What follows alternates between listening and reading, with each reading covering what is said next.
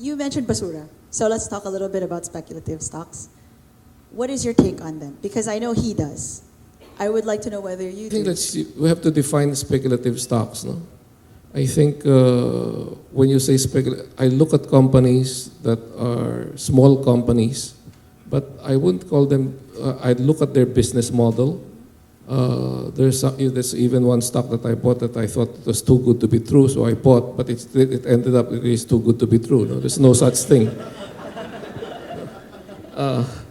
But I do look at stocks, but there has to be a reason why I'm buying it. First and foremost, I think what's the other thing is liquidity. At this point in this kind of market, I think you really have to look at index stocks because that's where it's going to lead.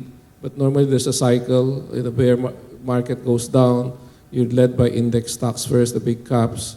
Then you go on to the second liners and the third liners. And so you go to the third liners. You look at, but it's not the other way around. You go the third liners don't lead the market. No? Normally, when the third liners go up, it's the end of the market. No? But I do invest in it, what you call speculative. But there has to be a reason. There must be a fundamental reason why I'm going into it. When you are hiring, what are the qualities that you look for in the individual before you take them in?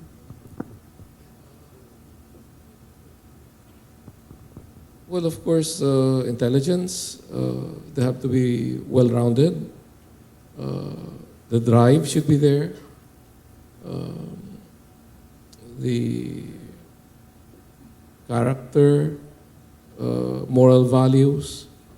I think these are all important, and somehow each and every person has different personality, but determination, work ethics. So these are things that I looked at. Okay. What about you?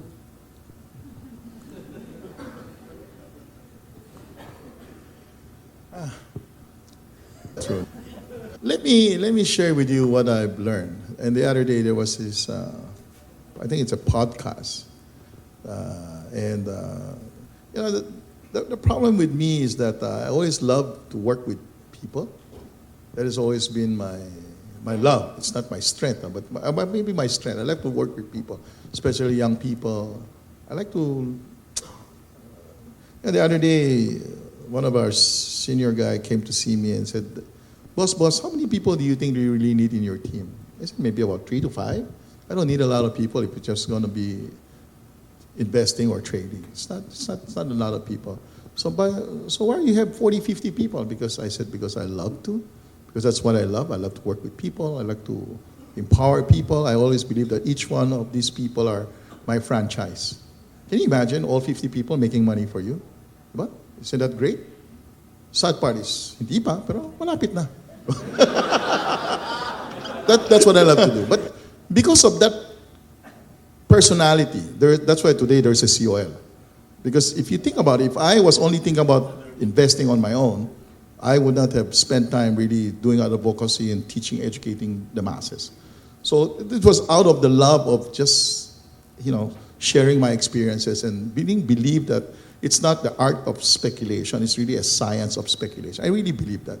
I really believe that it's a science. That's the reason why we have the school, right? We teach, because that's where we did very well is because of that. It's just that it took me 30, 40 years to learn all these things, right? So put it in a nutshell, today I've learned a lot. One is that you have to be competently humble. Kasi pag mayabang ka, it takes a while really to. Meaning kung mayabang ka, your cup is full eh. So it's hard to, right? Hard to fill in things that they're not listening. Even my caddy is not listening, right? If you're intelligent, you have your own way of thinking. So you have to take that, especially in our business, you have to empty your cup. You have to empty it, so we fill it in. So that's one. So you have to be competently humble. Second is that you have to be driven and hungry, because if you only think about yourself, then you stop. Because after a while, you can take it easy already because you're doing well. But for you to be able to go to the next level, you need to be hungry enough not to only think about yourself, but you think for others. Once you think for others, then your drive will continue to you'll continue. It's like there should be a purpose. So the same thing, you want somebody in your team, you should more or less have the same values, like what Wilson is saying. The last is, I think you really need to have that emotional intelligence.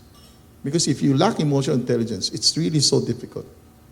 Right? Because kung wala kang EQ, it's hard to work with people. Diba? So you rub the wrong way. So learning, still learning. But the other day, Lawrence was saying there were 6 good kids from the batch. You know what I told him? Hire them all. That's what I said. Magaling naman. Kunin natin. Of course, it's hard to hire everybody, right? But for me, I always believe that, when there's talent, I want to work with talent. Let's talk a little bit about the current condition of the market. Now that we know more or less what the kind of traders that you're looking for, in your experience right now, as a trader or as an investor, looking at 2018, which has obviously separated the men from the boys, that if you are still alive by this time, at least you made it past 2018. For you, what was your strategy? I don't know if you read the column today, what I wrote today, that it's been a difficult year, no? But for you to understand what's happening, you have to understand what happened the past 9 years. No? We called it the global monetary easing. Because of what happened in 2008, the central banks had to do everything that they could to lift the market, because we're gonna go. The risk was we're going to go into the big depression, the big recession, the big R, what they call it. No? The things were happening. It was gonna be the financial system was going to collapse. No? So what happened was they did the QE, quantitative easing, lowered interest rates to so low that you have no choice, what we call it TINA, which there's no other alternative but to go into stocks. So we had 9.5 years of a bull market, but this has now ended because of the tightening in the U.S.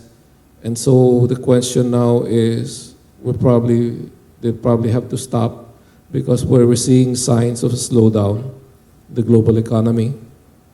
You see it in Europe, you're seeing it in Japan, you're seeing it in China, and you're seeing it in the US. No?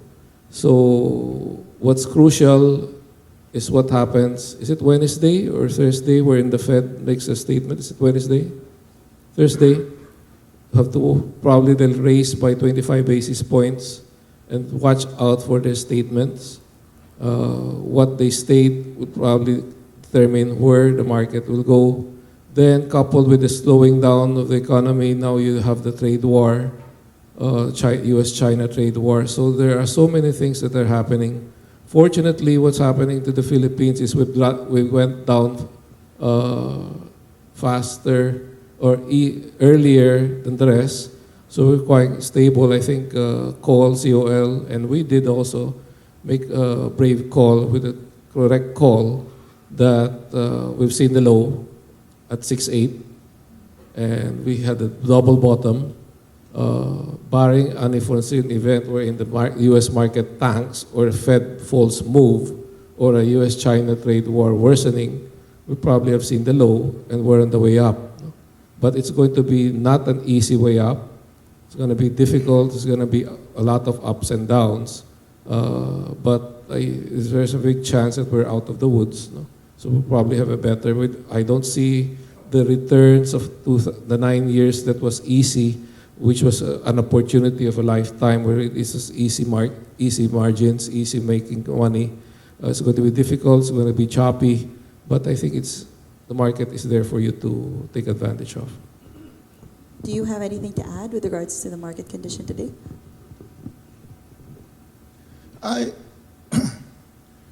The difference always is that when we teach, it's just that at the top of the market, we trade what we see. And what we're seeing basically is a major breakdown in the U.S., and it's now consolidating. Or if you look at it, if you follow the rules of classic charting, it's a continuation of the downtrend already for the U.S. Of course, we put in a lot of this same thing. Now we spend some time understanding what are the root causes of all this. Late cycle, of course, like what Wilson is saying, is that we're at the tail end of the cycle. The Fed has been aggressively increasing interest rates. The only reason why they paused was because of the drop the last few months. I believe that the Fed basically cannot be too aggressively normalizing it, the rates, mainly because of this drop. Because I'm sure before the drop, Trump was bitching about it already. So now that it has dropped, then I'm sure he'll probably say more things about the action of the Fed. What I'm worried about really is the global slowdown in terms of China. China, for me, I think is not even a wild card. I think what people don't understand is that if China slows down, the rest of the commodity countries will slow down. And but the last few days really got me worried when they arrested this lady, the daughter of Huawei. And it was, of course, it's unfortunate that they did that. But what scares me is they already now banning buying from Huawei for the 5G, the 5G.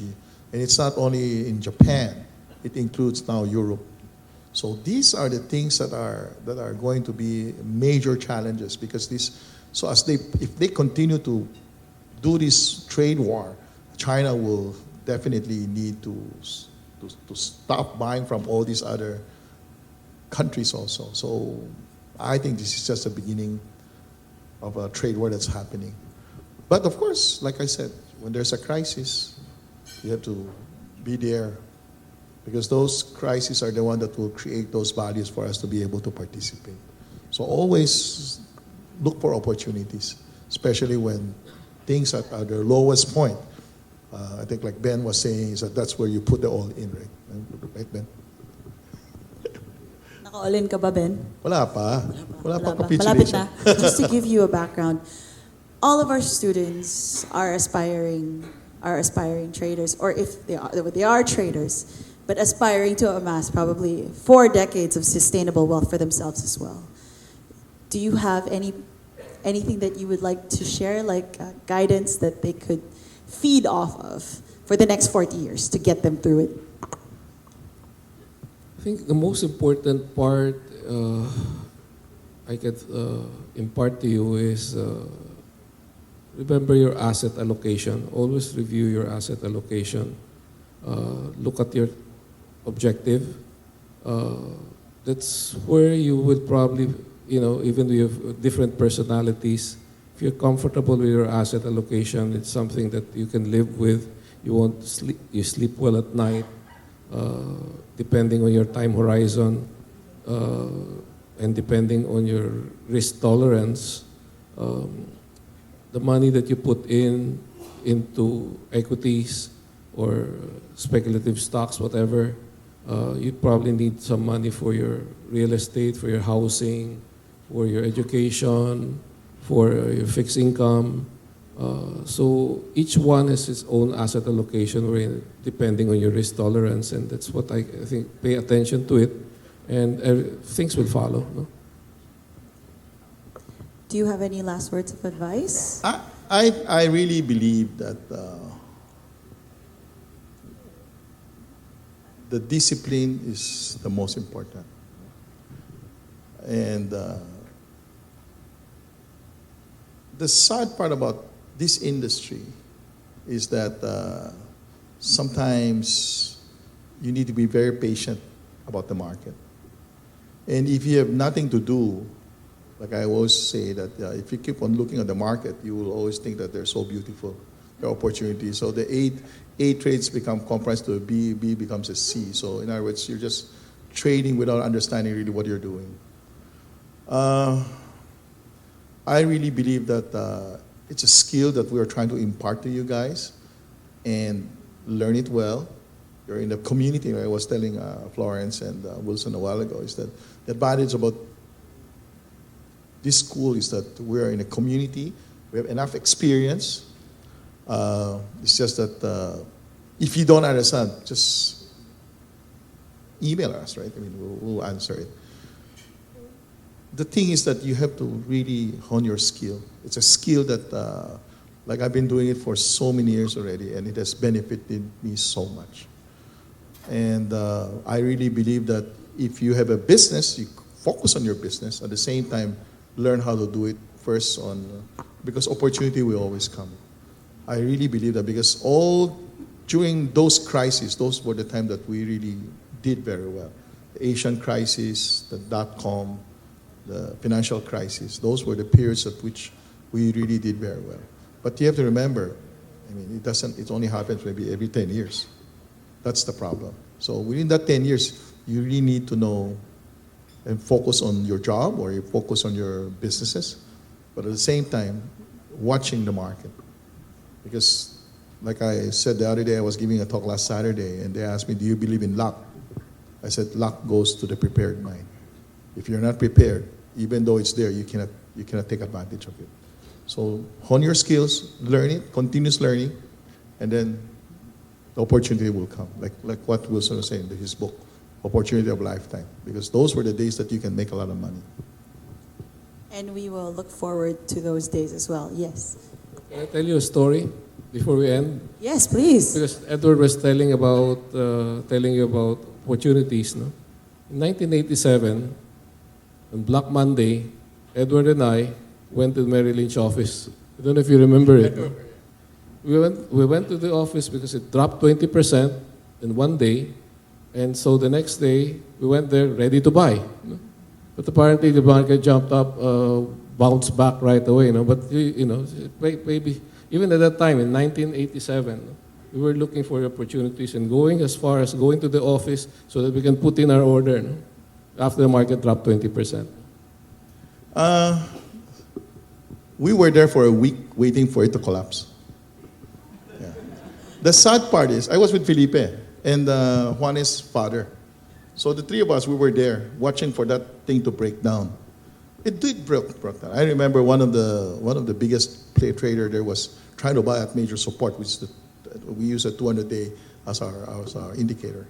And in fact, I remember I told him, I said, Mr. Lara, why are you buying this? This thing is going to break down. No, I'm just going to see if it can hold.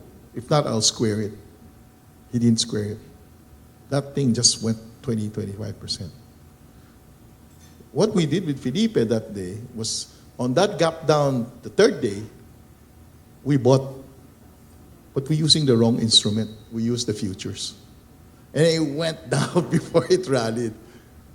So we were up to here, oh my God. And then what happened was that the market, there was a hold for 1 hour to let the cash catch up with the futures. The futures market was going down very fast.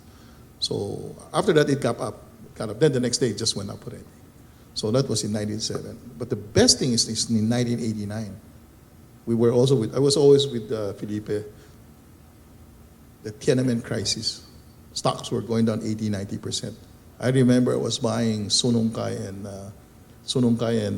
and Chuan Kong at $5 to $6. Today, it's $5 to $6 cash dividend. On the bounce, I sold it already. Right? Made 50-60%. Okay, pwede na. I remember when I was calling my broker there, he said, Edward, what are you doing? Everybody's getting out. I said, that's why we're here. Started buying. The sad part is the same thing. I always sell too soon also. Just went to the bounce, made a lot of money, and just take it easy. I always sell too late. We're very different. Different person. I really think, this is, basically we went to separate path. He invests in businesses. I try to build businesses. So very different path. I spend a lot of time really trying to build businesses, work with a lot of people. I think he's smarter. He just invests in all these great companies and just hold it forever. Like the Visa, like what he said. He bought it at IPO, MasterCard, even PayPal, I think, he did the same thing. So those are the opportunities. That's the reason why he's a fund manager and I'm still a trader, right? So. But it's really interesting because you guys have known each other for almost 40 years now, right? For 40 years? 1986. 1986. 42 years. 40, ever since then. Yes. And have you guys ever hung out and just like didn't talk about stocks? Do you just talk about stocks? Is there anything else? He talks about stock. He's more focused. We're always talking You're trying to about. talk about your caddy and golf. He's talking about Yeah, stocks. yeah, Kaya yeah. napunta He doon, loves ganun. the market really. For being very passionate, I think Wilson is very passionate. Do you believe that passion is enough? I always tell my friends that I'm not smarter than many other of my classmates. My classmates in Ateneo were probably all valedictorians. They're the top of their school. But what makes me different from them is probably the focus. I'm more focused on what I'm doing. They're probably doing many other things that because while it's a passion, as you said, it's enjoying what I'm doing, and if you have that focus and that determination, somehow that makes it different. Do you believe that the market has humbled you in the past 40 years? You talked about ego earlier and pride. Well, I think Miguel is here, and he's always in my room every 15 minutes. I tell him something, and I said, I think he quotes it, in fact, writes it down, and said, I told him one time that in the stock market, pride is cheap. You can't have pride here because the market will humble you. So I've been humbled many times, I've been proven wrong, but admit it when you're wrong. Because if you don't admit you're wrong, that's a disaster waiting for you. Can we please give a round of applause to our two speakers this evening? I think in so many ways we understand as traders, consistency, sustainability is very difficult to achieve in this industry. And we have two people today who are really willing to share. I know, it's a rare unicorn that we can have you. And for you to have done this for us, we really appreciate it. Thank you. Thank you so much. Please, one more round of applause for Mr. Wilson.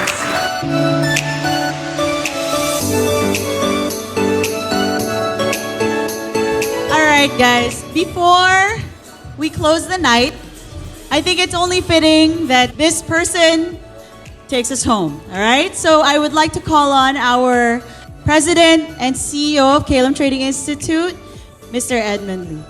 And when we started this, we were a bunch of what Chairman always likes to call us millennials. But I always like to call us dreamers instead. Okay? And while our plan was to teach others, when we started, we were learning things along the way.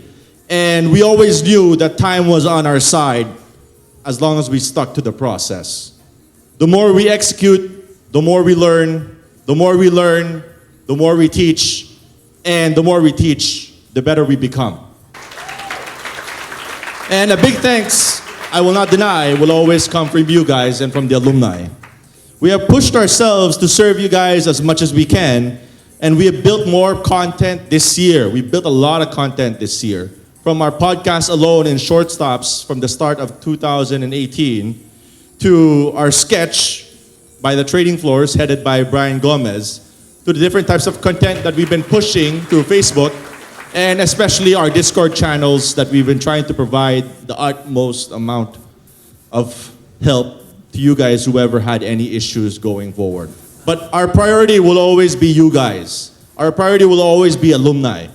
And we will continue to be. And in the words of a famous bank, we will find ways. I cannot wait for next year to come. Our team is very, very excited. To those who don't know, and to those who, I'm the only one here who has seen all executive and recruitment course students. And Caylum is a word, it's a Latin word. Everybody asks me where Caylum comes from. To those who don't know, Caylum is a Latin word and it stands for celestial or heavenly bodies. And as what Sir Wilson C. and Chairman said, we all have different fates and destiny will always be all to us. We all come from different backgrounds, but I'll tell you, I am never more proud of the name Caylum than today. So I hope all of you guys carry that jacket loud and proud. And thank you for a wonderful 5 years and hopefully for a lot more years to come. Have a great evening. Thanks, guys.